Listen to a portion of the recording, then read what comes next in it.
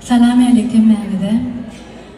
Şu Halifam Gülşirnarcan mantan alim meri Gülşirnartılan hem şeyle doğumlu olan karayı fikir ediyorum. Bir hilmer edermen doğumlu tanıyan Gülşirnarmına hem şeyle tuğulama. Ya onun için ağımrat Halifam ağımrat kurtun mıydı varmarın kaya? Neme oldu şu? Kakam bahir Gülşirnarcan bollu olmayana o armeden.